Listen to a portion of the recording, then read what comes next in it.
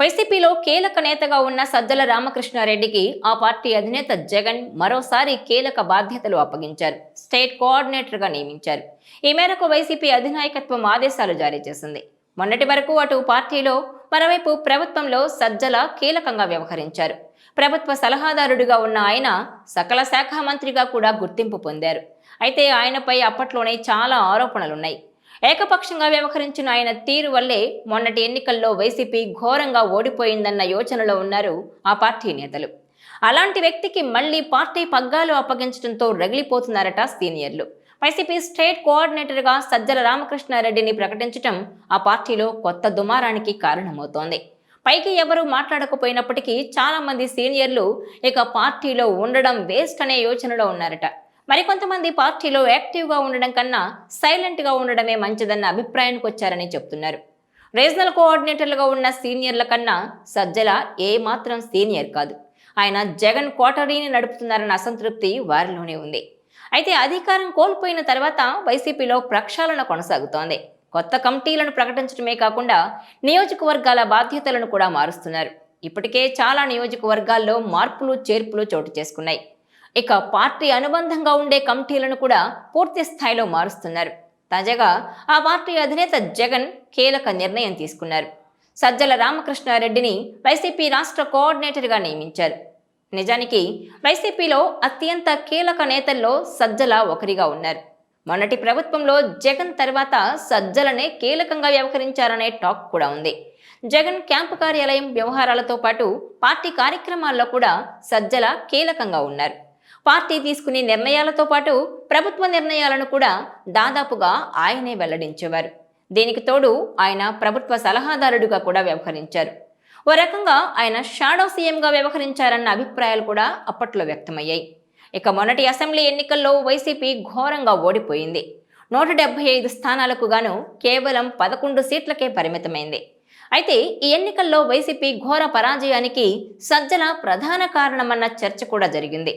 అధినేత జగన్ను కలవకుండా సజ్జల అడ్డుగోడలా వ్యవహరించేవారన్న చర్చ కేడర్లో జరిగింది. సజ్జలపై సొంత పార్టీ కార్యకర్తలతో పాటు జగన్ అభిమానులు కూడా సోషల్ మీడియా వేదికగా అసహనం వ్యక్తం చేశారు. అయితే ఇక ఆయనపై చాలా ఆరోపణలు కూడా వచ్చాయి. టీడీపీ కార్యాలయంపై దాడి కేసు, అలాగే నటి జత్వానీ కేసు, ఇలా చాలా ఘటనలు ఆయన ఆదేశాల మేరకే జరిగాయన్న ఆరోపణలున్నాయి. ఇలాంటి పరిస్థితుల్లో సజ్జలను జగన్ పక్కన పెట్టేస్తారనే చర్చ జోరుగా జరిగింది. కానీ అందుకు భిన్నంగా సజ్జలకు మరోసారి పట్టం కట్టారు అధినేత జగన్.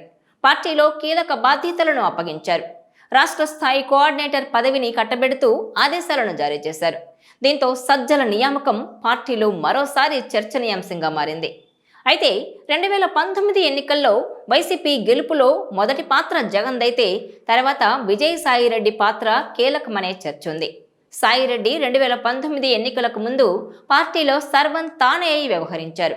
ఐపాక్తో పాటు అభ్యర్థుల ఎంపిక, వారికి ఆర్థిక వనరులు సమకూర్చడం, బీఆర్ఎస్తో సమన్వయం చేసుకుని టీడీపీని ఇబ్బంది పెట్టేయడం వరకు మొత్తం ఆయనే చేశారు. అందుకే రిజల్ట్ వచ్చినప్పుడు మొదటగా జగన్ విజయసాయిరెడ్డిని హగ్ చేసుకుంటున్న ఫోటోనే బయటకు వచ్చింది. అయితే సజ్జల రామకృష్ణారెడ్డి కేవలం మీడియా వ్యవహారాలు చూసేవారు. కానీ పార్టీ గెలిచిన తర్వాత అందరూ వెనకబడిపోయారు. సజ్జల మాత్రం ముందుకొచ్చేశారు. విజయంలో కీలక పాత్ర పోషించిన విజయసాయిరెడ్డి ఉత్తరాంధ్రకు వెళ్లిపోయారు. ముఖ్య సలహాదారుడిగా ఉన్న సజ్జల రామకృష్ణారెడ్డి మెల్లగా జగన్ దగ్గర పలుకుబడి పెంచుకున్నారు. ఎంతగా అంటే ఆయన చెబితేనే ఏదైనా జరుగుతుందన్నట్టుగా పరిస్థితి మారిపోయింది. సకల శాఖల మంత్రిగా విమర్శలు ఎదుర్కొన్నారు. జగన్ను కలవనీయకుండా ఎమ్మెల్యేలను అడ్డుకున్నారన్న ఆరోపణలున్నాయి. సోషల్ మీడియా ఇన్ఛార్జిగా ఉన్న విజయసాయిరెడ్డిని తప్పించి తన కుమారుణ్ణి నియమించుకున్నారు. ఇలా మొత్తంగా ఆయనే కీలకమయ్యారు. అయితే ఈ ఎన్నికల్లో ఘోర పరాజయం ఎదురైంది. దాంతో సహజంగా ఆయనదే బాధ్యతని అందరూ విమర్శలు గుప్పించారు. అత్యధిక మంది సీనియర్లు అధికారంలో ఉన్నప్పుడు ప్రభుత్వాన్ని, పార్టీని ఆయన డీల్ చేసిన వైనంపై అసంతృప్తితో ఉన్నారు.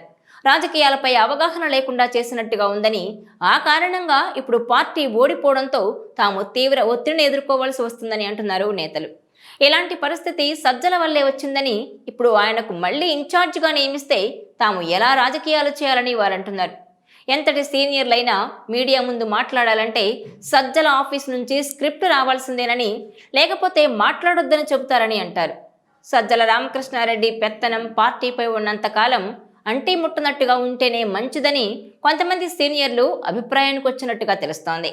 మరికొంతమంది పార్టీని వీడాలనే యోచనలో కూడా ఉన్నట్టు సమాచారం. ఇప్పటికే చాలా మంది కీలక నేతలు పార్టీ నుంచి జంప్ అయిపోయారు. పరిస్థితి ఇలాగే ఉంటే మరికొంతమంది సీనియర్లు కూడా వారి బాటలోనే ఉన్నట్టు తెలుస్తోంది. ఈ వీడియో మీకు నచ్చినట్లయితే please share, like and subscribe R24 Telugu.